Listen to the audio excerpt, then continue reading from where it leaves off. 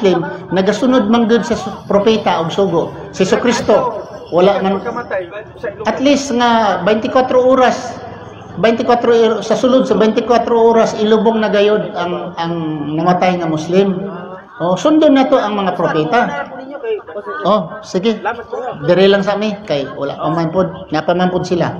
Okay.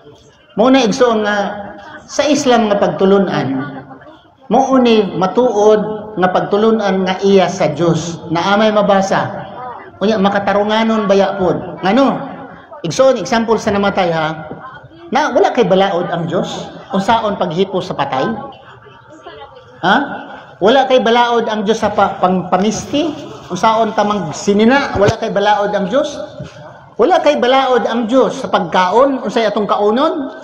Wala kay balaod ang Dios unsaon ta manulti. Ha? Kanang dili bastos, dili ka yaga-yagaon. Wala ay balaod ang Dios ini. Kung walay balaod ang Dios, unsang klaseng Dios siya? Naghimo siya og tao unya wa day balaod. Wala ra kag maghimo ka og maghimo kag relo unya wala kay manual. Maghimo kag motor walay manual unsaon pagkuan ng motor? Ang Dios na gitagaan tanyag manual, gitagaan tanyag mga pulong sa Dios unsaon ta magkinabuhi? Unsaon ta manulti? Respeto ta sa isig ka tawo, dili ta mamakap, dili ta magsultig sakit sa isig ka tawo. Unsaon day ta mamisti ang mga babae, especially ang mamisti ang babae tabunan ng ulo, taas og sinina, luag kay kung ang babae magpagawa sa iyang kaanyag makasala ang mata, ingon si Kristo, kung ang inyong mata magkasala, lugita inyong mata. Kay mas maayo sa usa ka tawo nga usay mata mosulod sa gingharian sa langit kaysa duhay mga mata nga ibidto lamang sa impernong apoy. So maayo kung diin makasala ang mata sa lalaki, nakakita siya mga babae nga wala sa ayos ang pananamit.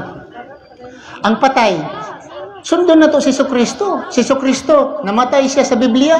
Sa Biblia namatay siya, gilubong man diretso.